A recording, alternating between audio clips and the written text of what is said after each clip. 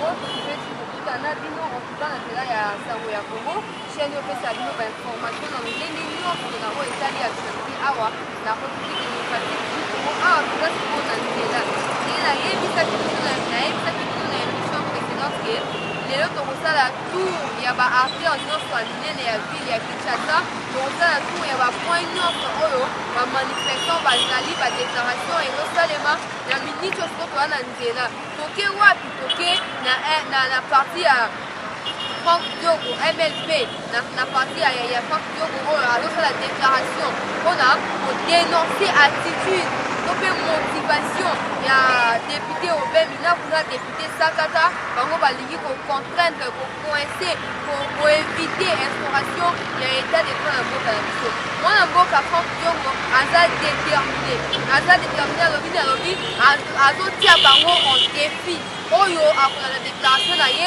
entre Minaku na Sakata oyo amoni ke ye akosi na badéclaration na ye aye a droit de réponse ezali face à face na plateau bakodébattre mpo selon ye parce que tokommunikaki avant tokutana ye na nzela point de presse ya lelo ayebisi biso alobi non bango baza en voie ya violation flagrante ya constitution na biso nde sikoyo nga na Jonathan mpo na compte ya sango ya Congo tozokita sikoyo na nzela tokende toyokana bino elongo déclaration ya MLP ya mwana mboka Franck Diongo nde apres tokutana. Merci.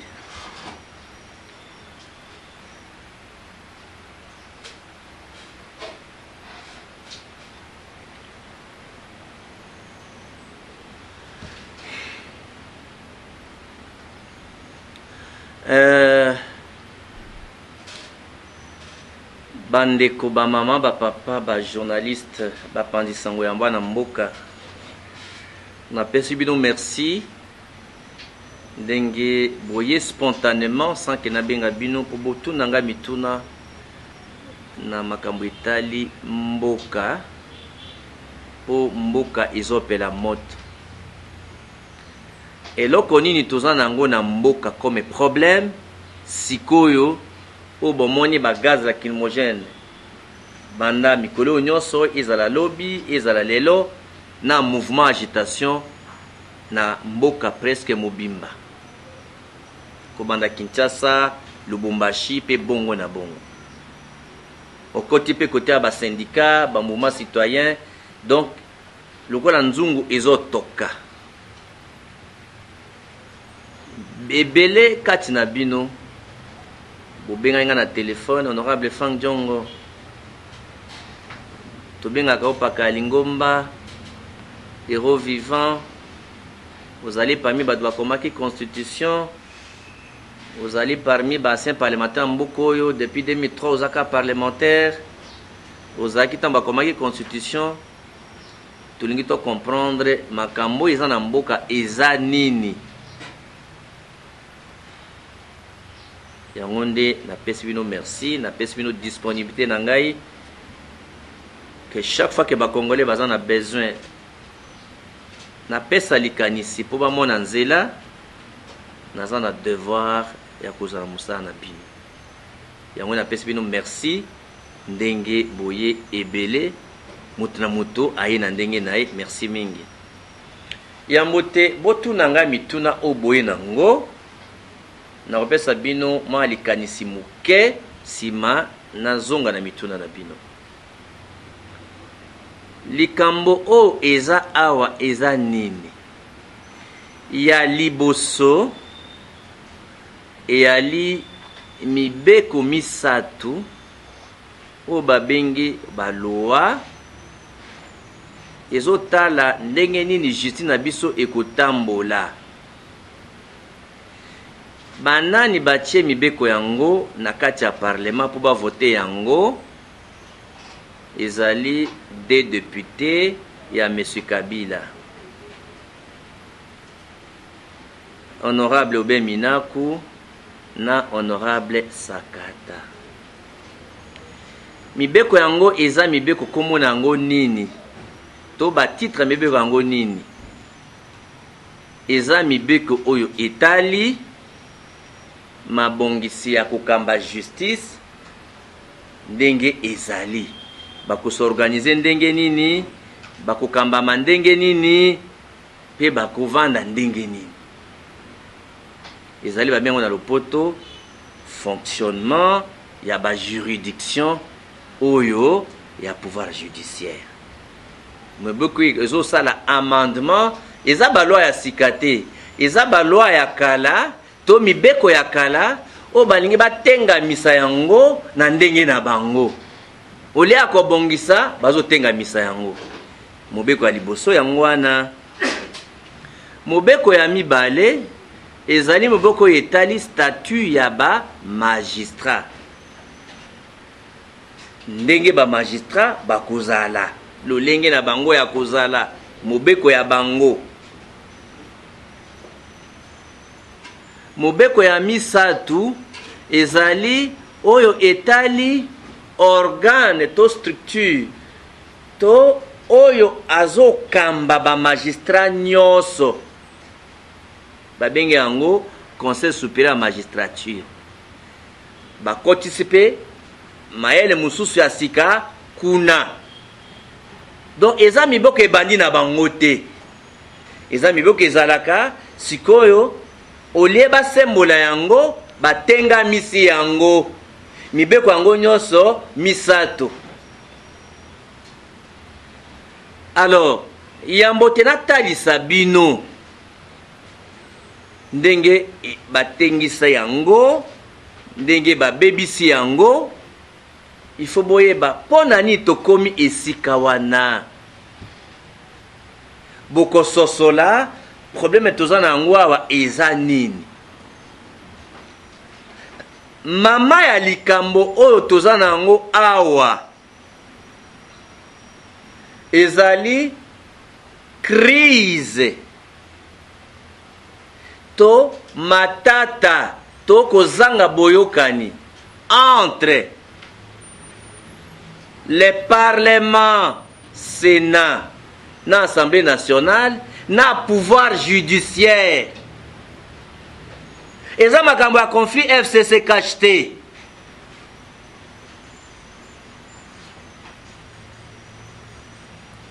Makambo yango ebandaki ndenge nini?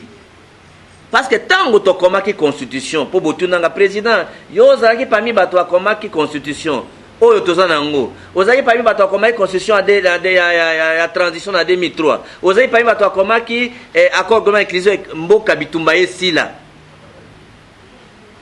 Donc makambo oyo ezali makambo oyo po ba comprendre bo sosola mobeko likunzi oyo tozana ngo mibeko wana nazoloba komanda accord global eza 2003 tilelo 2020 makambo sabine il faut me donner une expérience nango ça fait 17 ans. Donc makambo nazo yeb sabino awa nazoli nguba na mapate eza makambo na yebi mozindo nango et puis na kosala nango débat devant mutu nyonso ya mayele to ayebi tendance politique nyonso na français comme na lingala po naza na devoir ya kutasa bana mboka nzela. Na yebisi bino ke mama ya likambo awa eza conflit pouvoir judiciaire na parlement. Mais tango to komi constitution to prévoir crise wana te solution na constitution eza te. O to komaki na constitution waka bozangi boyokani entre parlement to assemblée nationale na exécutif to gouvernement. Wana nde président il faut panza parlement. Or boyebi que crise oyo entre gouvernement na assemblée nationale to parlement et umeli déjà donc motema mano appréhender azo panza parlement na noté azo panza assemblée nationale na noté sikoyo e comité na sénat elembo ya liboso etalisi ke matata kozanga boyokani entre parlement les deux chambres na pouvoir judiciaire bilemo nango eza nini. Acte 1 to likambo ya liboso etalisi comme bilemo ya likambo yango nazoloba ministre ya justice oyo azali avocat azali ministre ya FCC akomeli bakonzi ya justice nalingi nakende nasala bino contrôle mpo nasala bino inspection ka ntango procès asa jour ebandi botalaki na bareseau sociaux président ya cour de cassation président ya cour constitutionnelle baprocureur généraux ya bajustice ya likolo ya suka bakomele ministre ya justice tata biso tozo dépendre na yo te yo kosala biso contrôle te okosala biso inspection te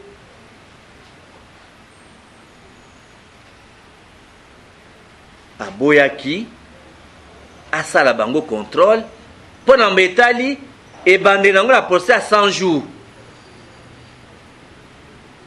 ntango bango baboyaka asala bango contrôle akei koluka renfort politique na famille politique na ye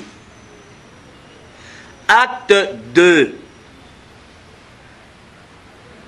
ntango bakangi député Jean-Jacques Mamba makambo élection hein? Premier vice-président conseil d'État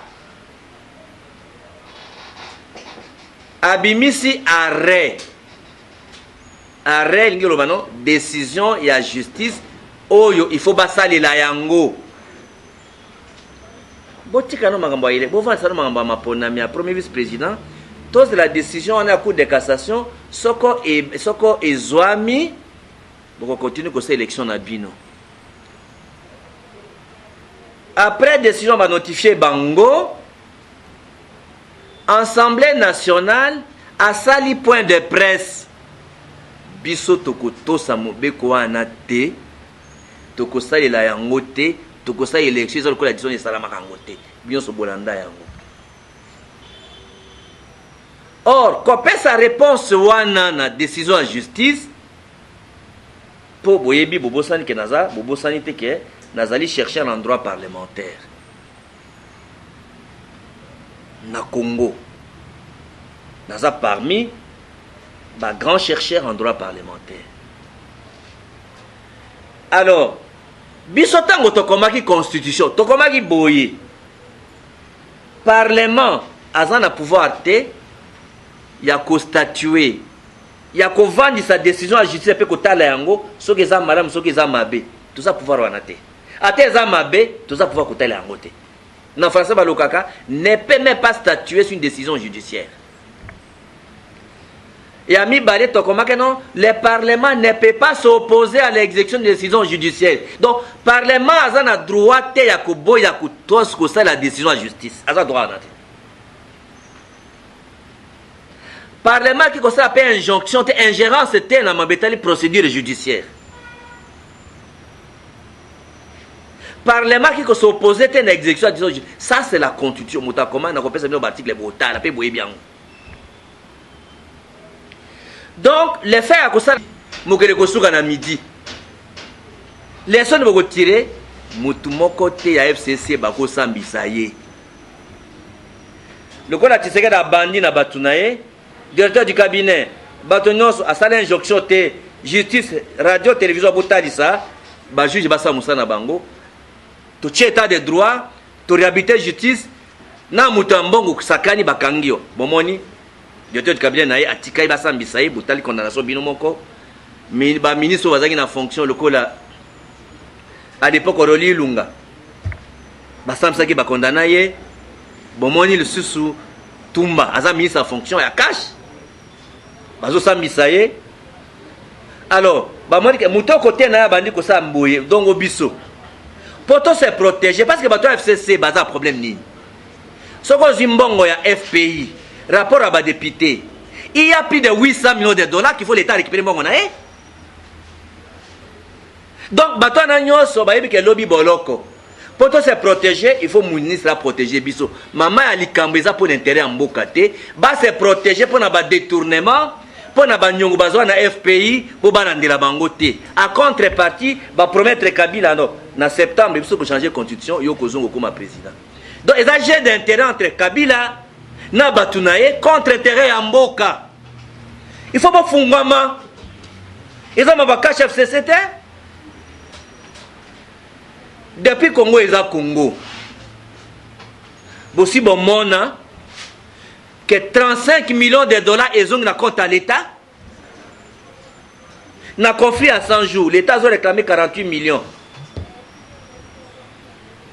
Mais déjà Raobank yango moko bazongisi 35 millions de dollars na compte à l'État. Bino so boyibi yango caution. Pendant 18 ans, bato FCC bazongisa 100 dollars na compte à l'État pour la justice. Alors balingi ba bomande yango ba boma justice pour que état de droit est vendaté. Donc makambo état de droit état li ba congolais nyonso. Pona kosuki sana lingala. Solution ya wana eza ndenge nini. Bon comprendre déjà ibande nango tina nango pe beba nango. Eza belé na katika na mukuse po bato français bazozela ere koleka mingi na ko basa bino mulaite. Pour permettre bino ba comprendre yango. Solution nango eza nini na likambo toza nango. Bon comprendre de crise à FCC cacheté.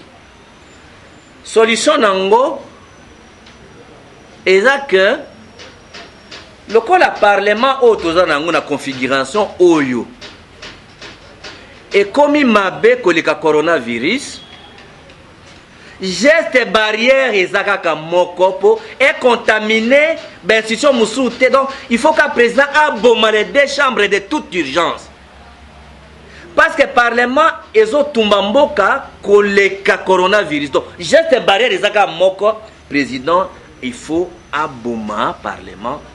Dès que l'état d'urgence est si pour l'état d'urgence bon parlementaire. Alors, le cas de conflit dans le gouvernement, ils a déjà et où mêli déjà ba critères des alliés et que dans le Sénat ba ça fait crise. Alors, ce qui n'est pas interdit en droit est permis.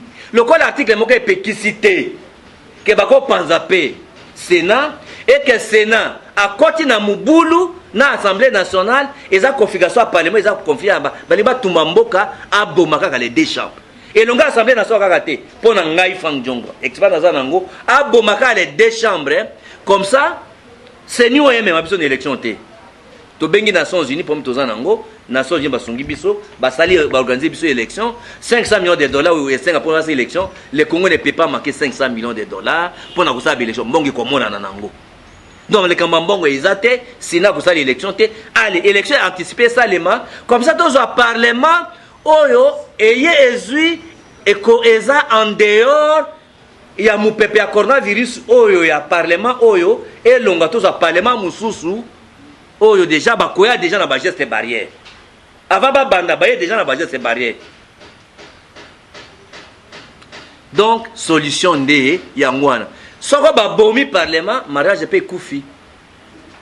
Donc dès nazo yoka bato akabia zo bana bato panzana kaka ezala kola oni mwasa libala alingi ne mombali me azo bebisa au sala bebizeti soko FCC balingi mariage na bangote mais balo bana biso to longwe babo malibala déjà moi si babo malibala mombali ezala mwali muta malibala te mombala bonga libala kindeka bomi libala moi si pas bomi libala oh soko lingi to kabwana yo banda est-ce que ça sincère mambo shadari na nemi balu est-ce que ça sincère bakol bon libala oyo ngai na lingi sute to katani sili.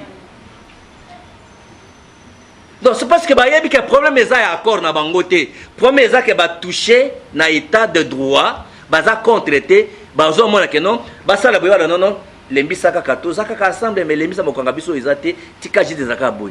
Donc loi wana solution nango il faut qu'on retire les deux lois moyen qu'on négocier ezate la population a droit par rapport à l'article 64 mugabo bozo sala wana eza légal. L'article 64 nazo sukisa wana article to komaka yango philosophie générale l'article 64 Et ça, la Révolution française, nous avons la Révolution française. Et nous avons tant que les jeunes qui en France, ils ont renversé toutes les institutions. Le régime peut changer. Et nous avons la population, tant que bimaka spontanément, pour une cause, c'est une autorisation. C'est une autorisation. Parce que, dès que la constitution, la population est souveraine primaire. Elle a la totalité de pouvoir. Dès que Zindambo a perçu les députés et les sénateurs, représentés dans le Sénat. Yo na province, on représente la province dans le Sénat. Individuellement, représenter les Kinois dans l'Assemblée provinciale, dans l'Assemblée nationale. Mais la population, bato na tinda ki ba représenter nga, a représenter nga mabe, na boy représentation na nga moko ya biduma na défendre le terrain na ngai. Ndo moni population a telemaka pona ko défendre le terrain na. Bozolanda? Wana basenga autorisation te. Article 64 est au-dessus de toutes les institutions. Donc pour toutes les institutions. Donc pour ba ko se autorisation pa nani? Yandi ba mona ki tango ba soda na Turquie. Basala ki coup d'état. Population ba ke komanda ba sha bino ba soda to boyi bozo a pouvoir bozongisa. Soko population ba telemi bazonga kasima. Bo bino to mona na Turquie ba population monti likola ba sha bobo mabiso kas. Ba bomi ba lemi ba tiki pouvoir etikali. Président ya Turquie a récupéré pouvoir pour na nini? Pour la population appliquer article 64 na ndenge na bango. Donc, l'article 64 de la protection au peuple azakanango contre toutes les institutions. Et papa, tu sais que la tank ce principe moko que jour où le peuple a kobima bango moko pour na ko défendre intérêt na yende démocratie bandi. Ça que papa c'est un mot d'ordre. Yo na bandi na bil que non bakambo eza ya mboka. Tango bino motu na mutaiba nono na kei bafuti ngai te me ngai moko comme patriote na sera comme pour na mboka na ngai. Motako Sabino te eza conflit FCC caché bososoli sikoyo kina ils makambo intérêt ya mboka, combat contre l'état de droit, combat contre le pouvoir judiciaire, combat contre l'indépendance et la justice. Oh chaque Congolais faut défendre lobi franga donga kokufa.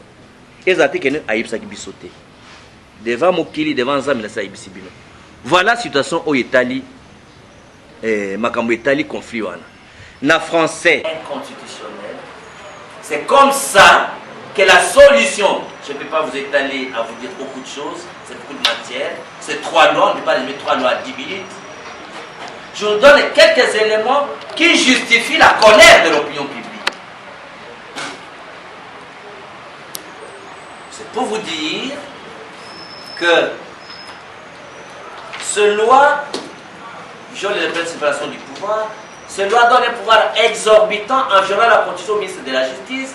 Cette loi récupère malignement les pouvoirs du président de la République. Cette loi modifie malignement la Constitution. Quel est l'intérêt, en fait, de loi de cette manière-là? L'intérêt politique, comme je vous dis, la répartition des tâches. Maintenant, les politiciens qui ont des responsabilités au FCC agissent pour encourager cette dérive dictatoriale qui combat l'indépendance du pouvoir judiciaire, qui combat la transparence. Comment combattre la transparence? Comment combattre l'indépendance de la justice? Il n'y a que les gens qui soutiennent les criminels, qui soutiennent les voleurs, qui soutiennent les malfaiteurs. Donc en fait, ce sont des bandits. C'est le banditisme ça. C'est un coup d'État ça. C'est une provocation ces 3 lois.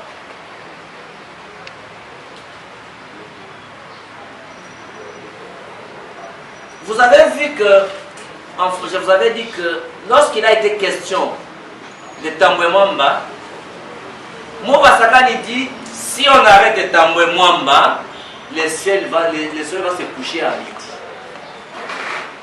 Chadar dit, si vous arrêtez Yuma, le pays sera ingouvernable.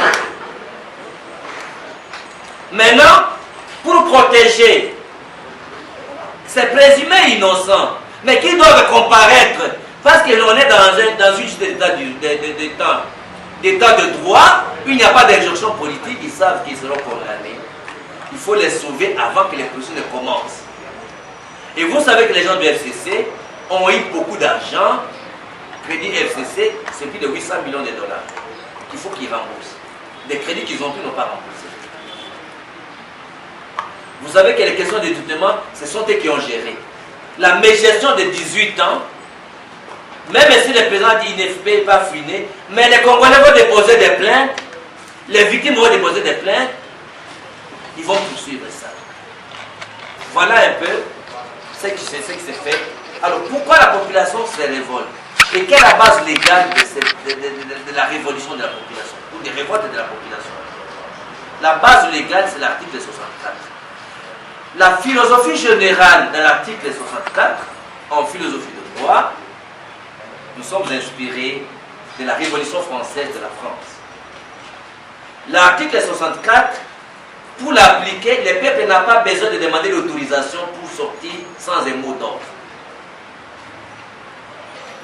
Les souverains primaires, qui ont la totalité du pouvoir, ne demandent pas d'autorisation à ceux qui ont eu le pouvoir par attribution. Parce que le président de la République a une portion du pouvoir. L'Assemblée a une pouvoir de représentation.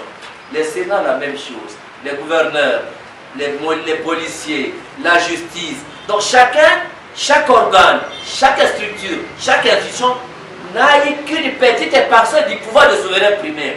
Mais quand le souverain primaire agit, il a la totalité du pouvoir, il a la plénitude du pouvoir, il ne demande pas l'autorisation. Donc, ce que la population fait là est légal. Il est vrai que manifester sans violence pour revendiquer quelque chose d'intérêt commun. C'est la violence qui n'est pas normale, mais manifester pour cette cause d'intérêt commun est légal. Il est vrai que dans tout le pays, on n'encourage pas la violence, on ne souhaite pas la violence, mais on a vu chaque fois qu'il y a des manifestations de colère de la population, il y a des victimes, surtout des symboles de régime. On a vu en France, on a vu aux États-Unis lorsque les Noirs ont été tués par la police, on a vu ils se sont attaqués au symbole de Trump, au symbole de la police. Donc on n'encourage pas la violence, mais une population en colère, on ne les donne pas de conseils. En conclusion donc, comme solution à cette crise, c'est la dissolution du Parlement par le président de la République, comme geste barrière, parce que le Parlement conflictogène a des effets de nuisance plus que le coronavirus. Alors, le geste barrière, pour éviter que l'ensemble des populations soient contaminées, et même les pays voisins, il faut dissoudre, après la fin de l'état d'urgence, ce Parlement conflictogène et prendre les Nations Unies pour organiser les élections, anticiper, parce que la CENI n'est pas crédible pour organiser les élections, et les 500 millions de dollars qui coûtent une élection, on va les trouver, 500 millions de dollars, parce que la guerre coûte 1 million tous les jours. Parce que si cette crise amène la guerre, on perdra beaucoup de plus 500 millions de dollars. Et je vous rassure que 500 millions de dollars, on va les trouver. À ceux qui ont donné la réponse en droit comparé, la France et la Belgique, le second dit, contrairement à la France et à la Belgique, pour les droits congolais, le magistrat de parquet sont en même temps les juges d'instruction, contrairement à la France et à la Belgique. C'est à tort qui donne l'exemple de la France et de la Belgique. Aux États-Unis, les systèmes anglo-saxons, c'est leur constitution. Le ministre de la Justice est procureur général. Mais chez nous, ce n'est pas comme ça. Quand tu vas à Londres, en Grande-Bretagne, ils n'ont pas de constitution. On va dire que moi, en Grande-Bretagne, il n'y a pas de constitution, mais ils sont là un État normal, un État de démocratie. Quand tu vas en Israël, ils n'ont pas de constitution, monsieur. C'est un chercheur qui vous parle. La Grande-Bretagne n'a pas de constitution. Les Britanniques n'ont pas de constitution. Israël n'a pas de constitution. Nouvelle-Zélande n'a pas de constitution. Mais ils ont organisé leur justice, leur État. Donc on ne peut pas nous donner une comparaison. Alors on va nous dire, bon, on n'a pas de constitution, on peut agir, il y a des on n'a pas de constitution. Ce sont des exemples inappropriés, inadaptés. Donc, les raisons données en droit comparé, telles que j'ai attendu l'honorable Minakou, ne tiennent pas. Et j'appelle en débat contradictoire les deux auteurs de loi ou un d'entre eux en débat contradictoire. Ils ont rédigé leur loi, moi j'ai critiqué leur loi, qu'ils avancent et que l'opinion juge.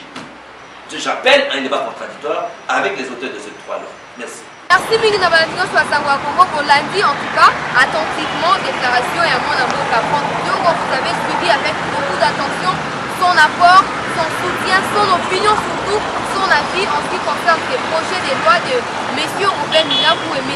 Sakata. On a y, en tout cas, loi on a la voté, et ça a fait promulguer. Ainsi a interpellé la déclaration. Le chef de l'État a s'impliqué pour en tout cas, à battre discours de cas Parlement pour la ministre de solution parce que loi et donc pour préserver il y a quelques années détournaki, il y a quelques années baby ça qui m'a cambo on a gagné à l'État il faut pas répondre à la justice. Il faut la convoquer, auditionner dans la mesure du possible et arrêter et condamner. Pourquoi? Parce qu'ils ont détruit les pays il y a quelques années. Bon, la déclaration, on a beaucoup à mettre au défi. Benda mato ya Janine Mabouda Kolobaki, Assemblée nationale des Andas pour Yété, les bureaux na Yété, il est là où ils sont là plutôt, ils sont là, voilà, ils sont là pour l'intérêt de la population. Et jusqu'à preuve du contraire, ceux qui vont arriver pour satisfaire besoin de la population, ça ne sert à rien qui va contribuer aux Alawana. Ça va servir à rien, on a colobé là, non, on a élu du peuple, non, peuple, on a dit que awa bon voté. Au lundi, en tout cas, merci d'avoir pour prêter attention la déclaration et à mon amour à France Diongo. Bon, c'est que la mise en commentaire, c'est que vous pensez de ces manifestations qui ont eu lieu hier, mais aujourd'hui aussi, les dispositifs sécuritaires qui ont été déployés dans les grandes artères de la ville de Kinshasa. Bon, mon accueil, on a tout ça vidéo. Laissez-nous en commentaire ce que vous pensez. N'hésitez pas de liker, commenter et partager ces publications pour nous soutenir. Pour s'abonner, pour montrer que vous avez un merci à Jonathan Zaki, c'est ma caméra pour la reprendre.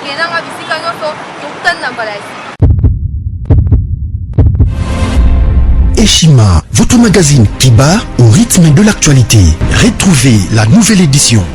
Exclusivité, l'an 1 des Baseya Nenanga. Métamorphose et décollage de la province du Haut-Ouélé. À la manœuvre, Christophe Nanga. Avec abnégation et patriotisme, les gouverneurs Baseyan est déterminé à lancer la province du Haut-Ouélé sur la voie du développement intégré.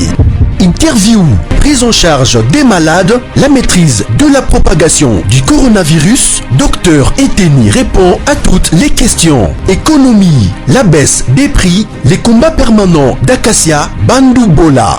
Dossier Eshima, mécanisme national des suivis historiques et réalisations. Focus, Sele Yalagouli propose des nouveaux paradigmes de développement indispensables à la relance de l'économie. Nation, championne du social, Agnès Mouad Nawej et la CNSS offrent $1 million dans la lutte contre la pandémie Covid-19. Moussa Mondo sensibilise et prend en charge des personnes vulnérables. Parité, Olive Lembe Kabila, modèle de générosité et d'entrepreneuriat féminin. Afrique, un déconfinement aux multiples facettes. Retrouvez l'intégralité du magazine Eshima dans les kiosques. Eshima Magazine, un nouveau standard d'information.